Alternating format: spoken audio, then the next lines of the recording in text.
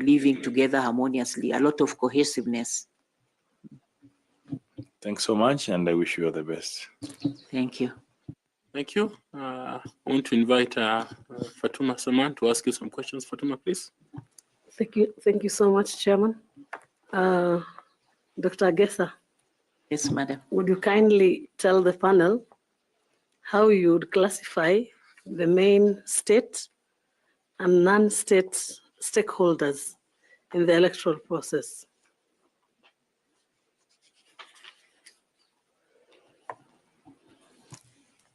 The main state and the stakeholders. Stakeholders are the people who are having some link towards the, for example, things that are being done by Iebc. For example, the Iebc is getting funding from the government through Parliament and Treasury.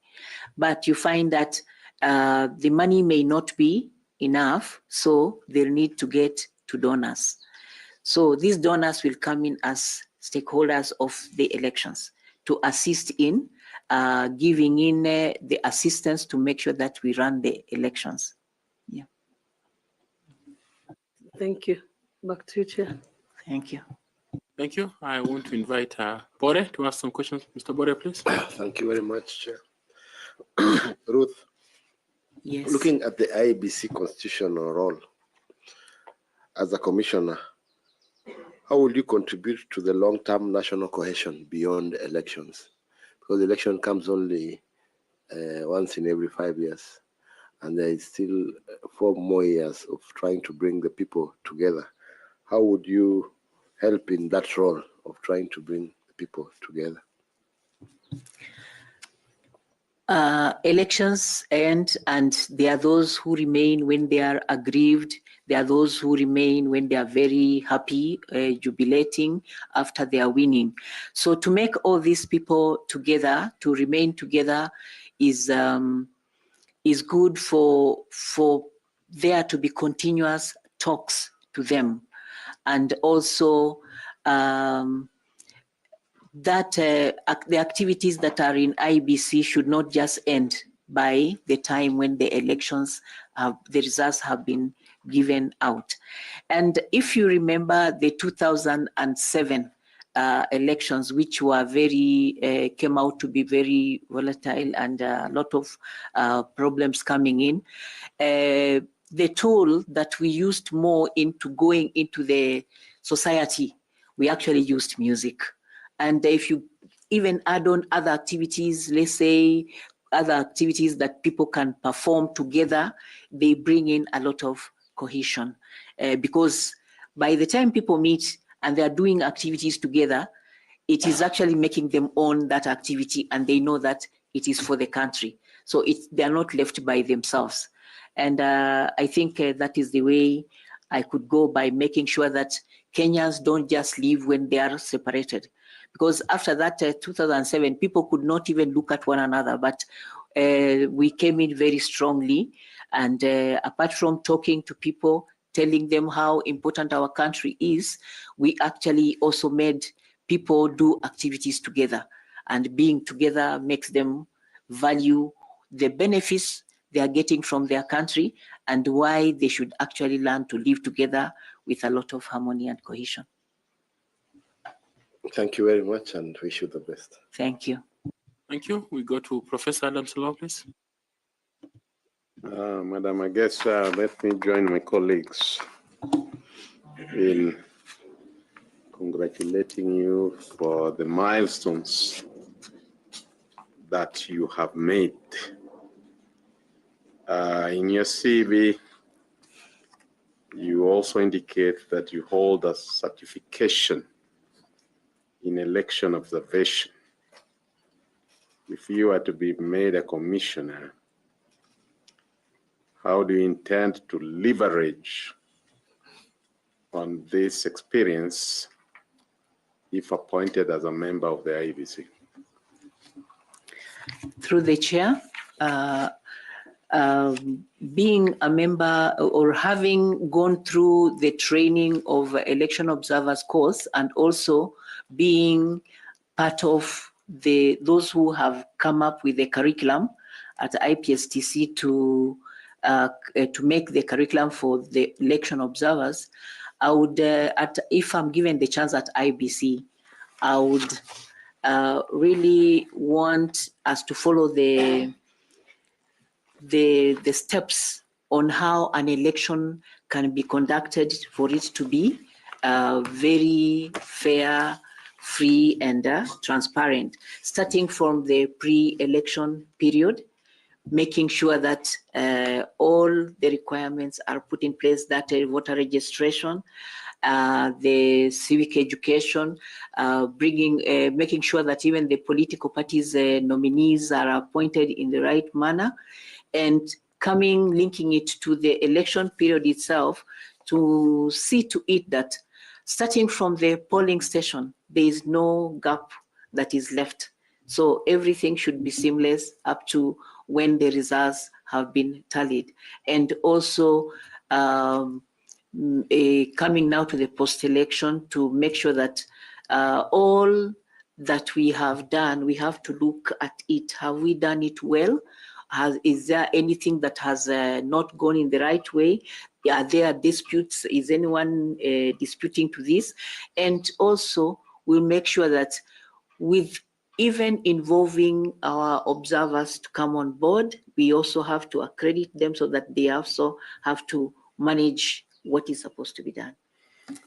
Thank you. And my last question on this segment is that from a leadership standpoint, how does Article 73(1) of the Constitution inform the expected conduct of Iebc commissioners? I believe you know what Article 73(1) talks about. Okay, let me simplify it. The chapter on leadership and integrity. Yes.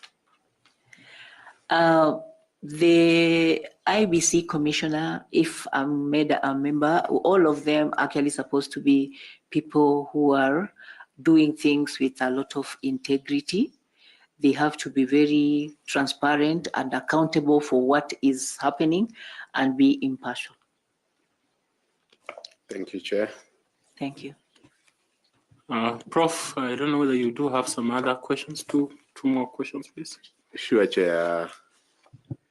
I know you have had so many milestones as we have recognized, but one of the highlights you have is that you are an educationist. Yes. And therefore, this is the session in which, through the chair, we ask what the chair calls high school questions that you are very familiar with. When I was in primary and I believe secondary, there used to be a saying, the flag followed the cross.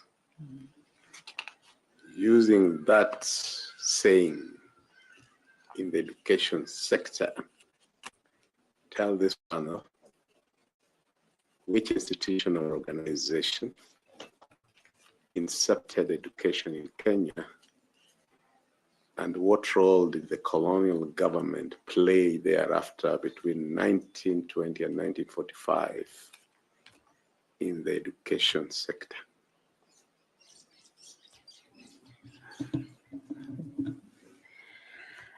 Education has, I must say, it has grown, and before before independence, education was not for all because there were categories. Who brought education to Kenya? Which institution, which organization? In other words, before the colonial government, that's why I used the analogy, the flag followed the cross. So if you go to schools in Kenya, before the colonial government got involved, who was driving the education sector?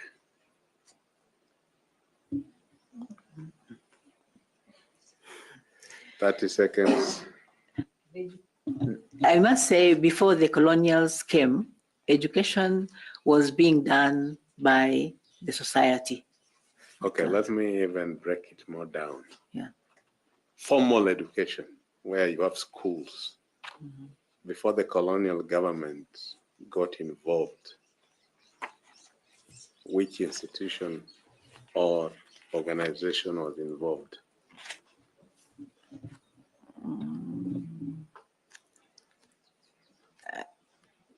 I think Okay, 10 seconds have ended. Let me ask a different one. yeah.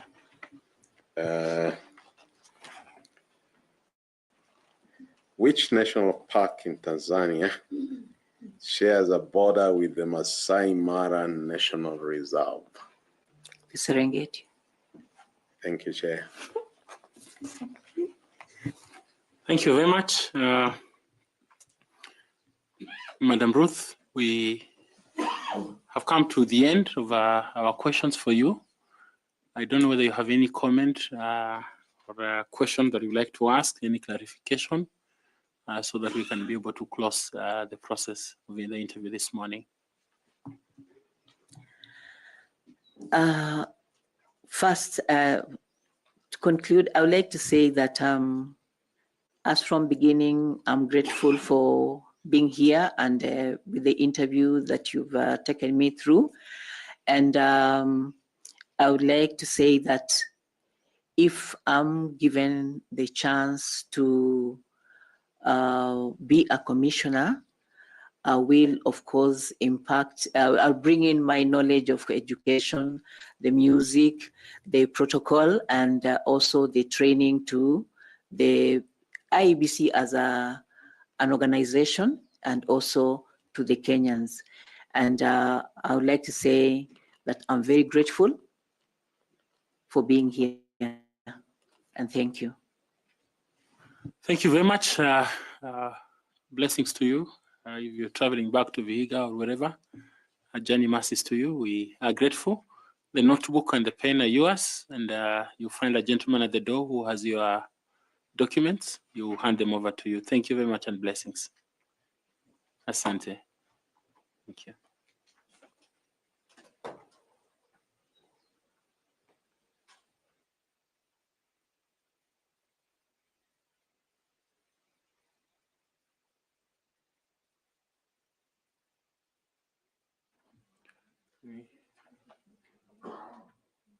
Can you confirm if the next candidate is around?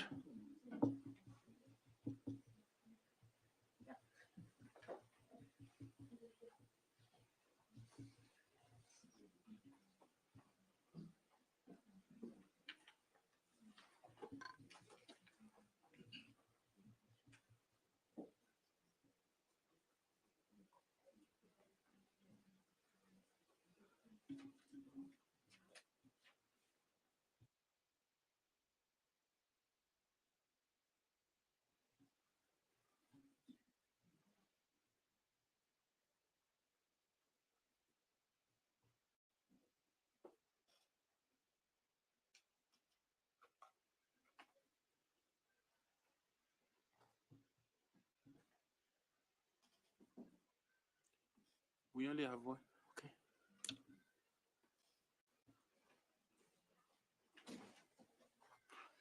Please bring them in kindly.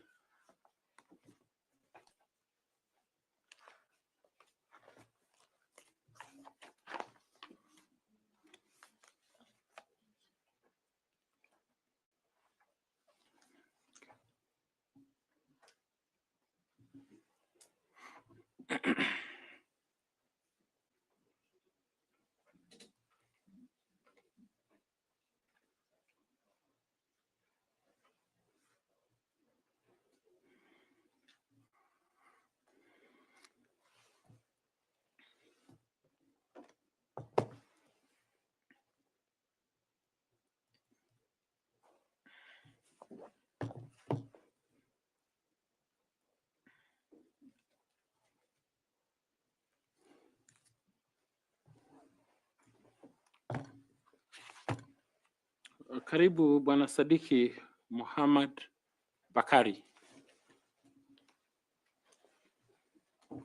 Thank you, Chair. Okay.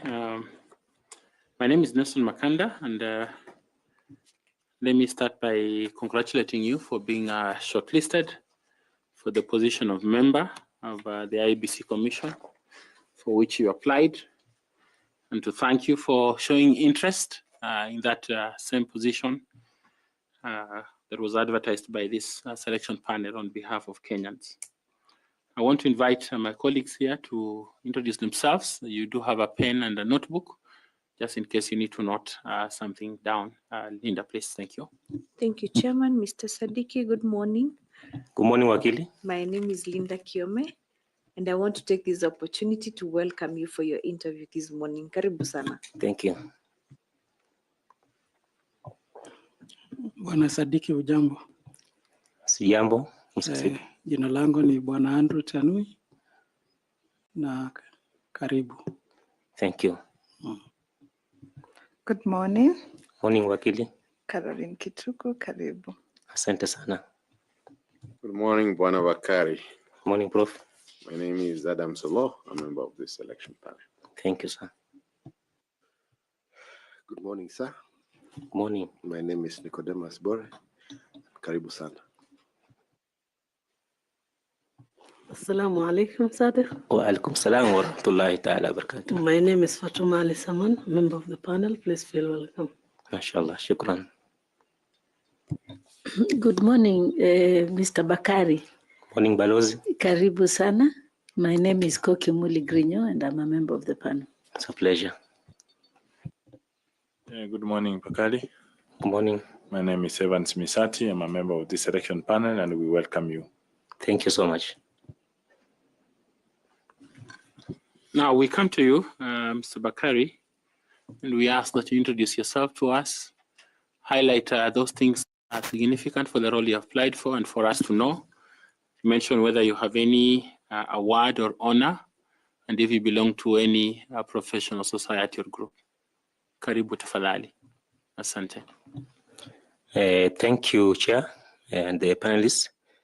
By the name of the Almighty, the most gracious and the most merciful, I want to, first of all, to thank the panel for seeing it fit for a son of the soil from Kilifi County to come before you today, to converse, to know each other, and most importantly, to get to know my plan for the Iebc. So before I introduce myself, Chair, I am able differently. I stammer a lot, but I will try to relax a lot so that I can be audible to all the panelists. So thank you. Chair, my name is Sadiki Mohammed Bakari. I was born 41 years ago in Kanjuni village, bordering Kilifi North constituency and Ganze constituency in Kilifi County. I attended my elementary education at Mzungulu Primary School, and later joined a day school nearby because my father didn't have the money to take me to the provincial school that I had secured with my funds. So Sokok Secondary School is in Ganze constituency, and Mzungulon is in Kilifi North constituency. So after that, I joined the university, Iebc University. I did my bachelor's degree in arts and social sciences, choosing economics and statistics. I graduated in 2007 from Iebc University, and I joined a research firm that was doing research surveys and evaluation surveys in Mombasa for donors like the World Bank, DFID, Danida, in matters maternal child health, youth and women development, advocacy and training. So in 2010, I joined the IIEC, Interim Independent Electoral Commission, as the Deputy Registration Officer of Ganze constituency. I was deputizing the RO, who was also the County Elections Coordinator.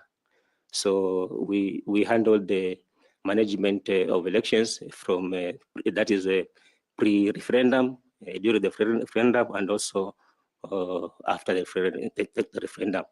So we managed all the voter registration, education, stakeholder engagement, and during the election, we managed the tallying center, we managed communications, logistics, we managed to mitigate a lot of risks that were there. And after the election, we delivered a very credible referendum that day, and I learned after the very next day that I learned that normally the CCs take a flight to Nairobi to come and submit the results to the commission. So I was left alone.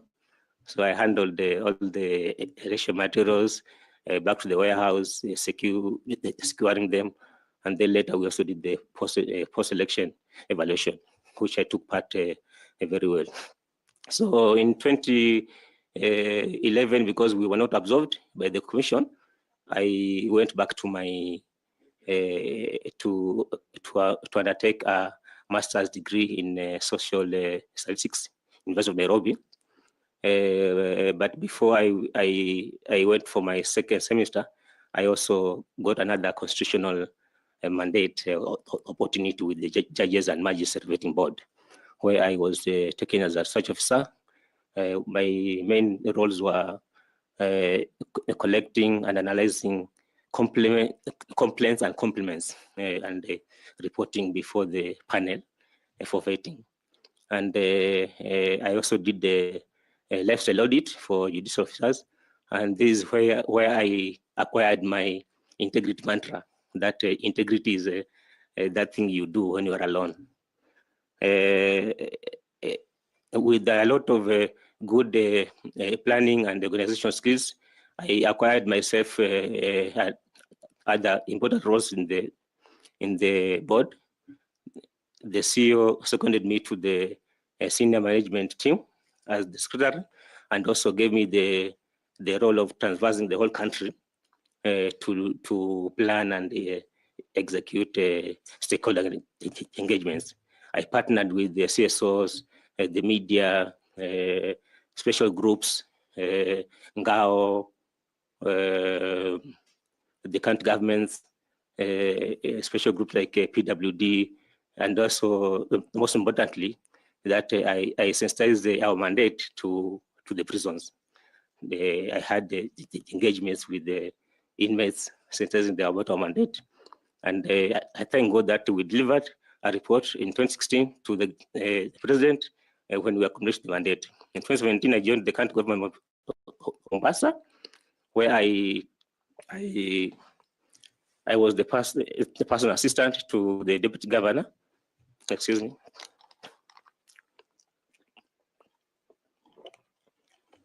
Where I joined as the personal assistant to the office of the deputy governor. And apart from facilitating his constitutional mandate of being the principal assistant to the governor, as an M&D person, I was also able to supervise and manage, coordinate all the projects that were in his department, because he was also doubling up as the CCM for education, ICT, and Vision 2035. There are so many achievements that I achieved in coordinating CCMs and county chief officers. Notably, one of them I would mention here is that the current functional assignments that the county is using, I'm the one who coordinated their development. One time, the governor instructed the deputy governor to develop functional assignments in the county, and I took the role to coordinate with the national government, State Department of Personnel Management. They came, I coordinated all I did a task force for the county with the CCs and the county of chief officers who are very very contributive in making sure that the functional assignments are developed. And I can take humility and pride in that. And then in 2019, I joined the Public Service Board, where I currently sit as the Deputy Director, M&D, in charge of making sure that there's development of M&D plans for the work plans in all the rates, M&D framework for the strategic plan, compliance. I make sure we adhere to the Constitution, to the County Government Act, to the functions of the board and the mandate, while making sure that we deliver public service to the people of Mombasa. And in this role, most importantly, I am also the secretary to the compliance committee and quality assurance committee at the board, where Chair, you told me to mention if there's any award that I've received. This one is not under my personal capacity, but I want to humbly take pride also, because I was one of the team that made sure that the board complied with the diversity the regulation in the County Government Act. We are mandated that all the appointments that we do, not more than 30% should go to the non-dominant society. So we got an award with the National Cohesion and Integration Commission in 2023. And I'm proud of that. I'm also a trained and certified results-based management specialist, trained and certified by the International Training Center, which normally trains for the International Labour Organization. And I'm also a member of ECK, that is Evaluation Society of Kenya. I am also a senior manager trained by the Kenya School of Government. About what I'll do for IEBC, Chair, I'm bringing to IEBC 15 years of public service. Apart from being a statistician and a data expert, able to drive insights from big data to make policies for the public policies. I can also be very good in compliance management and make sure I do policies that the IEBC will comply with and adhere to the statutes, the laws, regulations that they have also developed themselves. And we also, most importantly, I'm bringing a lot of experience in managing, planning, and executing stakeholder engagements in the whole country. So one of the things, Chair, if maybe you allow me, or maybe you can discuss when I'm engaging the other panelists, is the issue of results-based management in resource management in this country. Chair, in 2002, when President Kibaki took office as an economist in this government, we were discussing how the economy could be revitalized. And one of the things, the discussions that were going on during the economic recovery strategy, if you remember, was how we can make sure we can curb excesses in government, or how we can make sure that the public service is functioning optimally, and also we can make sure that mismanagement of funds in the government is curbed. So one of the things that I want to bring specifically in IEBC, Chair, is results-based management. Chair, there's no important thing in transparency and accountability to bring back the trust and confidence to the IEBC. We must be transparent and accountable to the operations of the IEBC across all board, across the election cycle value chain, whether it will be in stakeholder management, civic education, and procurement processes, financial management, and all engagement with the stakeholders like the political parties, how we resolve our disputes and stuff like that. So I have a plan which I already have a draft on results based on every every program of election management. That is voter education, sensitization, stakeholder engagement, voter education, and most importantly, how to engage interactively with the youth and the agencies. Thank you, Chair. Maybe I can engage on the specific thing maybe later. Thank you very much. Thank you. Linda, please. Thank you, Chairman.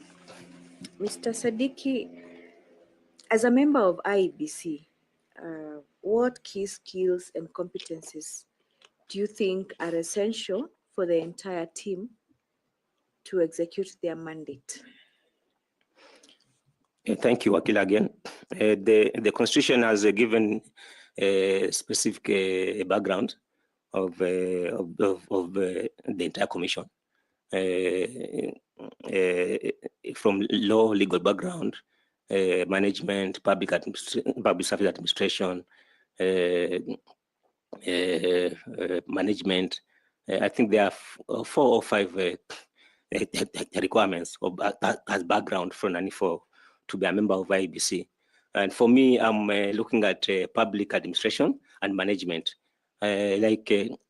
Starting from where I just left, I'm bringing results-based management into the Iebc. Wakili and the chair and the panelists.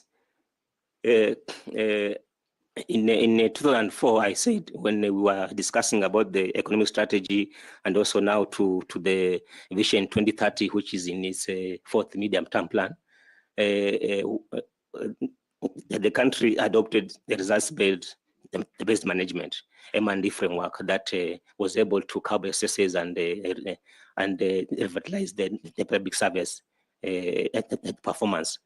And the results-based management, Wakili and the commissioner and the panels, is actually the attachment of the attachment of every input or resource to a verifiable output, outcome, or impact. Chair, the Iebc mandate presents a very unique RBM model, which has a threefold mechanism. The voter being the beneficiary, the voter being the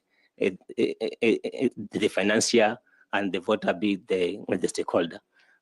As the beneficiary, Iebc produces legislators that make policies for which go down and affect the life of the wananchi, of the voter. And secondly, as the financier, in every program, there's a donor. The voter and the wananchi donate taxes to the government. Mr. Sadiq, not to mean to interject you, sorry, but just to guide you, I want you to relax. This is just an interactive session. Thank you. So I just wanted to know what are the key competencies and skills, that will be essential for the commissioners themselves. What do they require? What competencies do they require to have in order for them to work as a team for the commissioners themselves? Thank you for the guidance, Wakili. Yes. So one of them, I said that the background that they should come from, their expertise and the background, like 5 that were mentioned in the Constitution and the Act. Secondly, as a commissioner, you should have prudent management skills of public resources, finance. You should also be an arbitrator, a person who can resolve disputes. You can by listening very well and analyzing the reason and the case. And also, thirdly, you have to be engaging to the stakeholders and make sure that the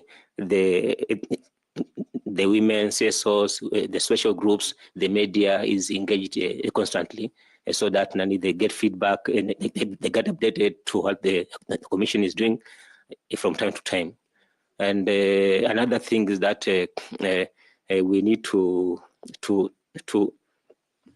Iebc commissioner, excuse me, you have to be able to integrate technology and be able to use technology to make it easy for the election management, results, transmission, and also one of the important things is that you have to be manager of the human capital in the Iebc.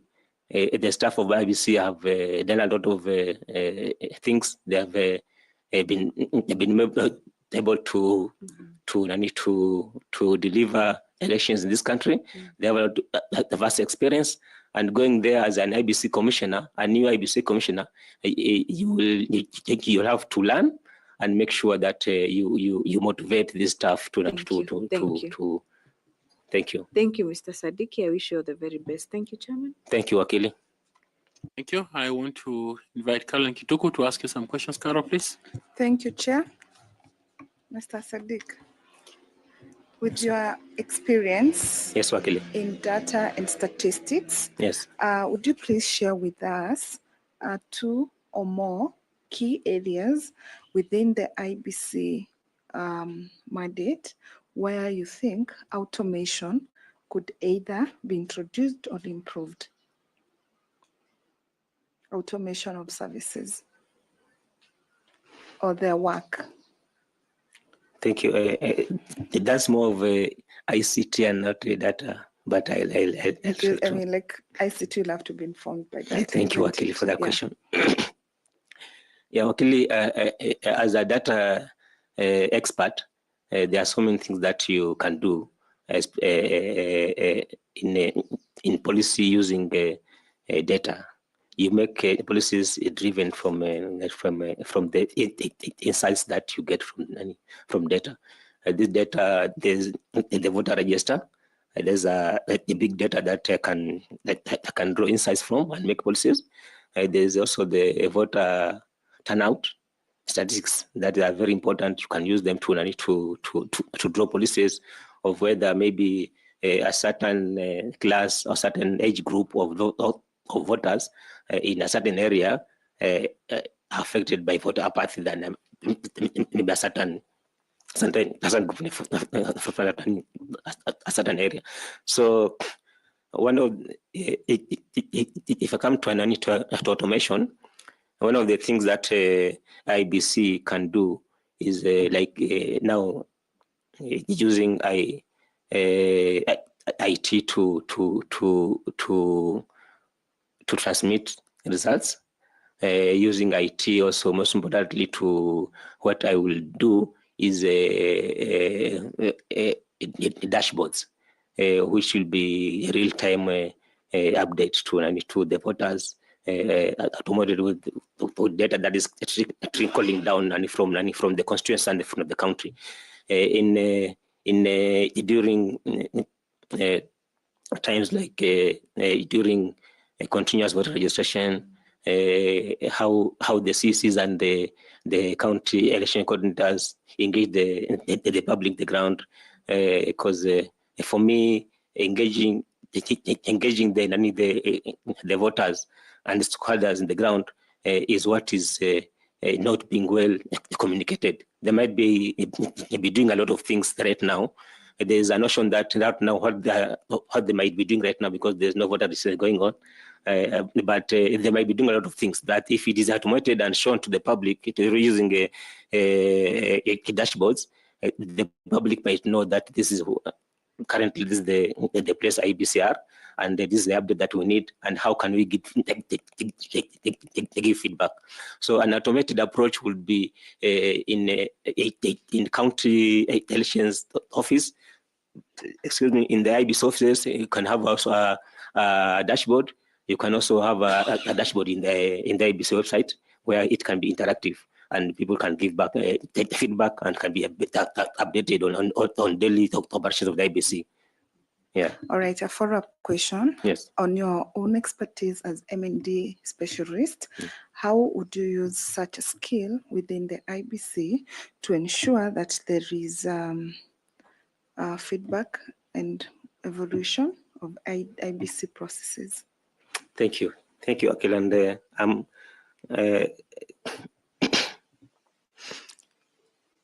in the Constitution, one of the mandate of IBC is to facilitate observation, monitoring and evaluation of elections. I see, like, I feel that only little has been done in this mandate. The IBC has only, I think, done the processes of accreditation of observers and monitors. They've never gone ahead and done an M&D plan that is interactive to the public. So, luckily, let me just remind you, in the IBC, in their while they were developing their strategic plan for 2015-2020, they acknowledged. I think I remember this is in page 17 of that document, the SP 2015-2020. They acknowledged that the lack of results-based management, M&D framework, is the reason why they didn't achieve what they had intended to achieve in the previous strategic period. So in 2020 and 2024, they put as one of the key results area is to develop an M&D framework. So I will be one of the things that I'll do when I get the opportunity to join the IBC, when I get to Advisor Towers, is to make sure that I'm updated whether they have done this or not. And if they haven't, we sit down, we develop. So hopefully just managed to also answer your question. Feedback is very important. And one of the things that I am introducing and also using the low-hanging fruits in the IBC is on the election day. Luckily, on the election day, we can do feedback. And you see, if people are voting and they have cast their vote, I will introduce a system that after you cast your vote, maybe one clerk can get you to a system. You can have 3 or 4 or 5 questions structured to gather your feedback. Whether how satisfied are you with the elections today? Do you see any irregularities you want to report, and so on and so forth? We'll be discussing simple variables that we will be collecting, that will be guiding our engagement. That will be self-evaluation. So then, after as the results are trickling down to the tallying center, the feedback is also trickling down to the IBC offices somewhere, so that we can be able to analyze, to give a report, and most important, to notice that we will be able to give these findings back to the public in those dashboards, in the website, and also in the national elections a dialogue forum that has never been done in this country. We don't. The IBC has never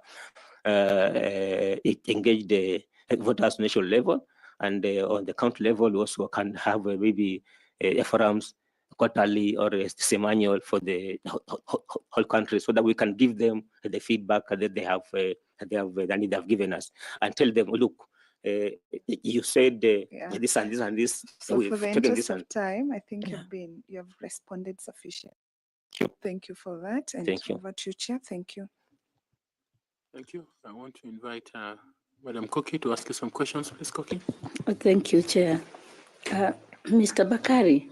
Yes, what is? You told us that you are a registration officer, deputy registration officer in the 2010 referendum yes, on the draft constitution. Therefore, you must have experienced training of officials. I'm sure you also conducted training of your own. Yes. And for registration officials. And also we realize, of course, in the Iebc, it's not just for registration. There's also training for voter education, training to conduct the elections, and all sorts of other training training programs that IEBC conducts. So if you become a member of IEBC, what measures will you advance to ensure that there is sustainability in the training process, that it's not wasted or lost, and it is, it carries on for future workers at IEBC? And also, how will you ensure that the officials are well trained? Think back beyond that, coming to the 2010 Constitution, we had the Kriegler Commission, we had lots and lots of recommendations on training when you respond to this question. First, how do we ensure sustainability? Second, how do we ensure election officials are well trained?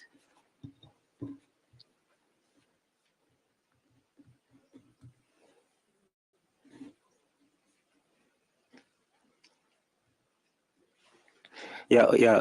One of the, like noted, Balozi, one of the recommendations of the Kriegler Commission was a training on regular training of IBC staff, and also training on civic education. In 2010, the experience that I got is that these people who handle the clerks and the temporary staff who handle elections are not trained very well. I think there's not ample time to train them to handle elections. But most importantly, Balozi, is to have sustainability is first to anchor these training programs in laws and in the regulations. That is first. I will introduce. Then making sure that for them to be sustainable and to be effective, you anchor them also in the performance contracts of these of our CECs. One of the things I introduced very importantly is to make sure that we have targets. How many people are trained? How many stakeholders are trained in the on the ground? How many CSOs have you trained? How many influencers, social media influencers have you partnered with on weekly basis, monthly basis, and annual? How many radio talk shows have you went through to the vernacular radio stations? And also important also to make sure that there's an M&D framework to monitor the effectiveness of this training programs, because one there's a difference between having a training program anchored in the law, and there's also the sort of difference to make sure that it has been effectively implemented in the ground, so that stakeholders know.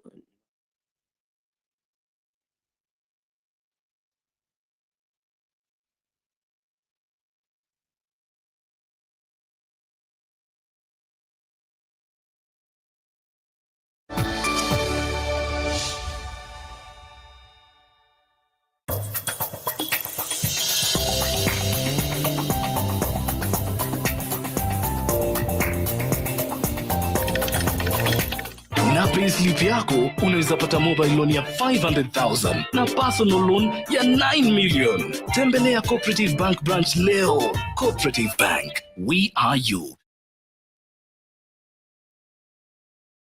Eli! Lama sabachthani! My God, why have you forsaken me? Jesus cried out while he was on the cross. That impostor said he would rise from the dead after 3 days. And on the third day, he rose. He's not there. Go and tell my disciples I am risen. The Master has risen. I saw him! I saw him with my own eyes! Watch the complete story on Viusasa. The Lord is coming. The Lord will return.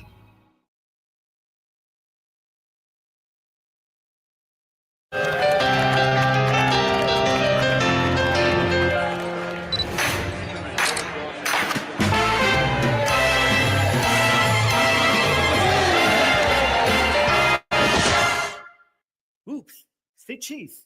No. Say Zeiss.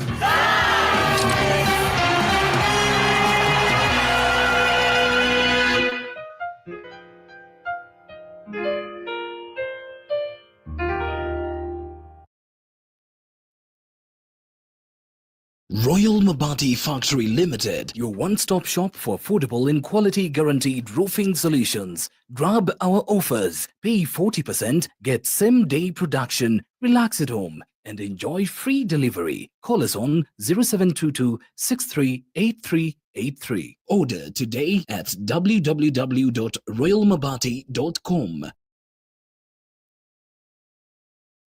Get business credit card from Cooperative Bank and pay for business stock and supplies on credit instead of using your own money. You can make payments in Kenya, abroad, and online.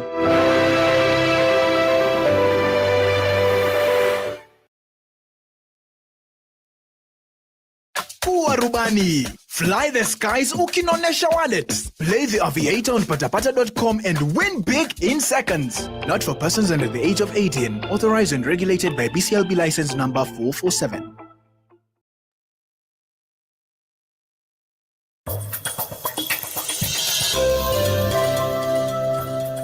Leo plan that attack on Mark Jana usiku. No, look at me Eddie. Niangalie. Leo plan na majamba zako enda umize Mark Jana. Kono ni mnyama kiasi hicho? It's a yes or no question.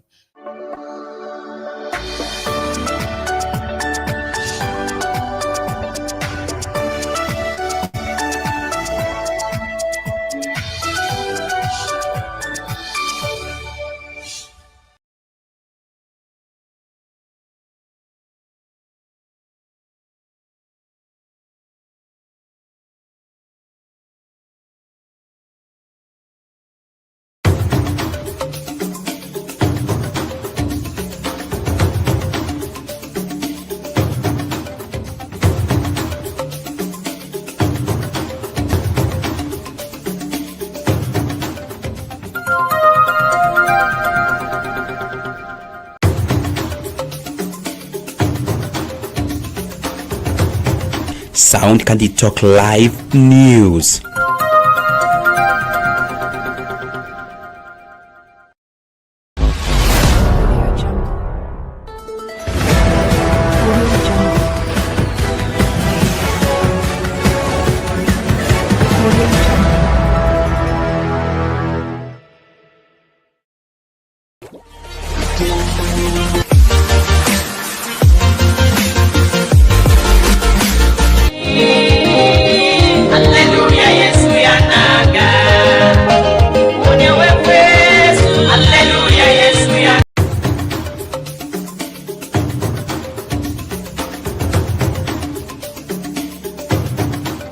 You are watching Sound Candy Talk Live.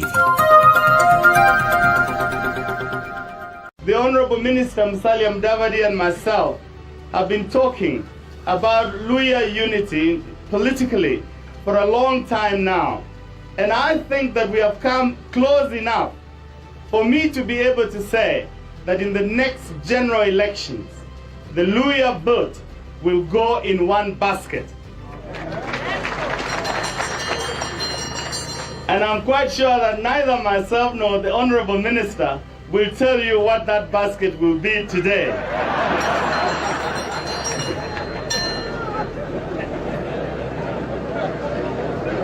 But this is a must. This must come to pass. Otherwise, our numerical superiority as the second largest community in this country will count for nothing if we remain scattered and divided between all sorts of parties. Christians across the nation thronged churches to celebrate Easter Sunday, marking the resurrection of Jesus Christ with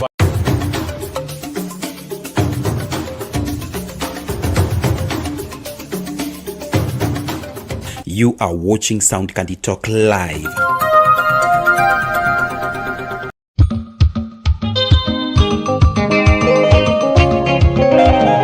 Watu wa Mungu, Bwana Yesu asifiwe. Kipindi cha mahubiri kimerudi tena kwa kishindo kwenye Sound Candy Talk. Tunakufundisha, kukuelimisha na kukutia moyo kwenye Daily Bite. Mafundisho kamili ya Biblia kila siku kwenye runinga uipendayo ya Sound Candy Talk.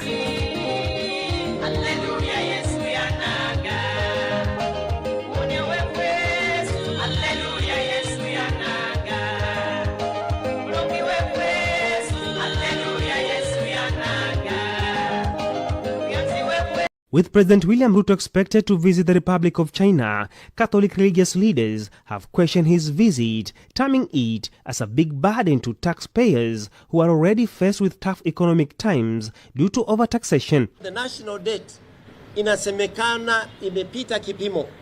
So ni kama wewe una deni na huku naendelea kukopa kwa jirani, kwa banki na benki ile, unaongeza uzito kwa wale unaoishi nao, na hasa Mkenya anayetozwa ushuru, kwa sababu hayo ni lazima yalipike.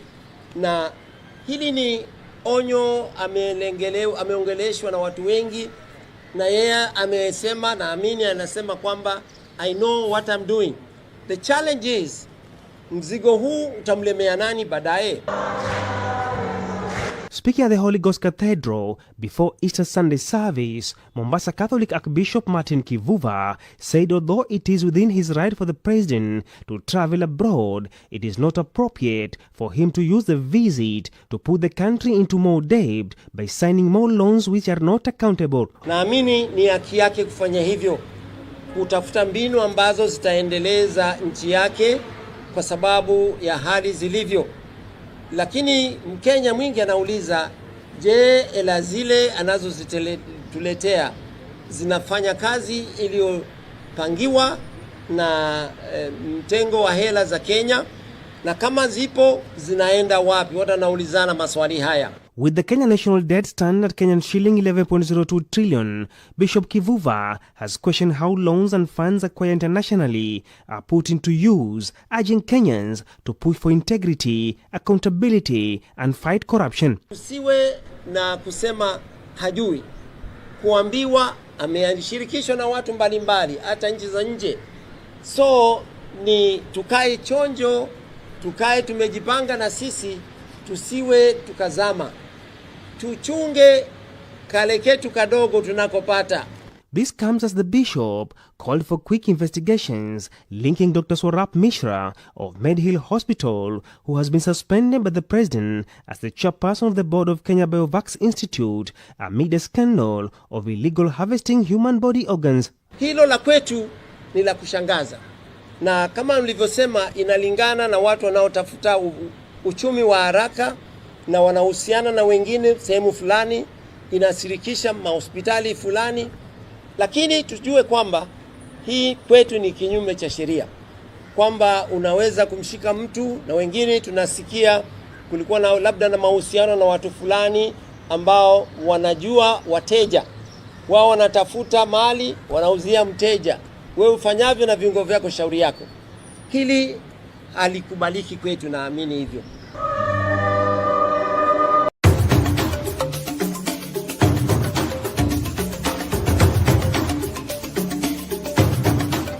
You are watching Sound Candy Talk Live.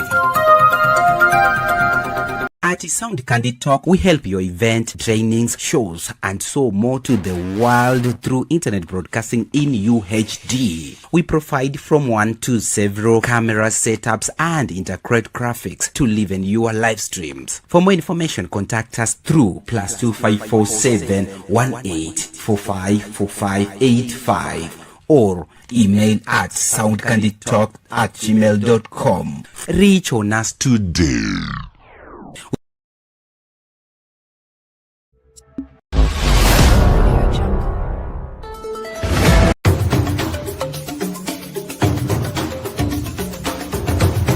Sound Candy Talk Live News.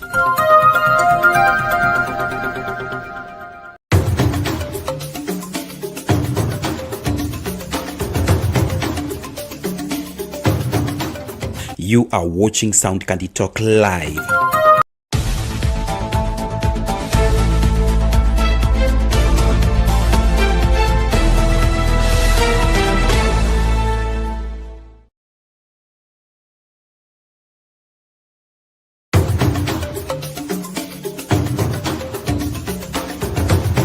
Sound Candy Talk live news.